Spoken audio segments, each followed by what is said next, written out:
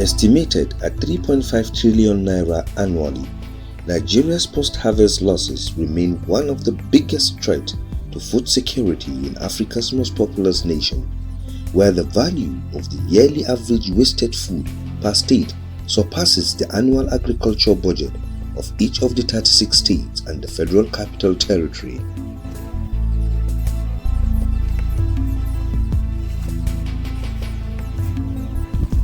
Curbing post-harvest losses has become an urgency after the Nigerian government last year declared a state of emergency on food production.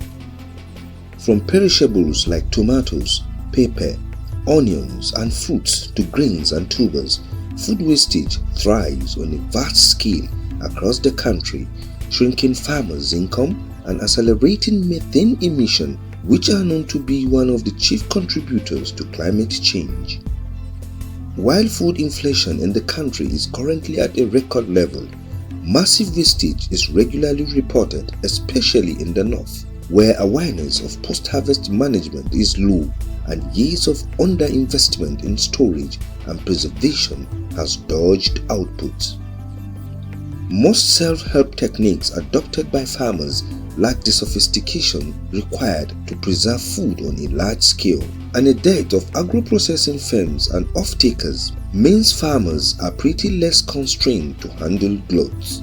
The easiest form of preserving the nuts here is they dry it, they slice it, they keep it, then they sell it as the other form. That's what the northerners do. And then one other thing again is like, I did that one last year when tomatoes was very cheap.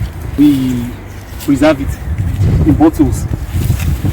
Premium Times visited 9 Nigerian states to interview farmers and produce traders and also track the challenges and the level of progress made in tackling post-harvest losses. Findings reveal that much more intervention is needed from government, and cold chain technology needs to be widely deployed to ease the supply chain. They only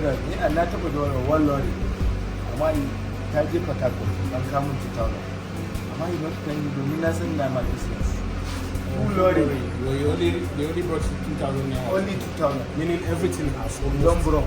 That's what I don't broke. Most times farmers operate at loss when they get to that point because the market is saturated. There's need for onion to be stored for a prolonged period of time so that they also ensure continuous or sustained supply of onion in the market. But how do we manage onion storage to reduce these losses? From findings, it's known that farmers encountered up to above 50 to 70% loss when storing onions. So we try to bridge that gap by introducing technologies that the farmers can adopt and store their onions over a certain period of time to enable them get competitive prices when the market is no longer saturated.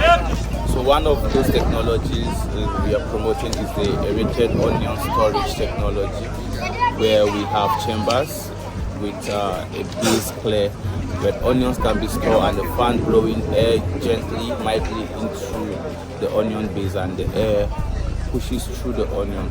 This way the onion is able to stay dry and then well preserved over a longer period of time. This uses solar energy, it uses the sun, it uses solar radiation. So as you've seen the way it is, as you can feel the heat coming in. So this helps to actually suppress the moisture within the content of the produce. Agro-processing requires more investment, while market access must be deepened for Nigeria to fend off threats from food wastage. In the same vein, the network of routes linking farms to market needs to be expanded, while aggregation centers must be set up across states to help farmers sell excess produce that will have gone to waste.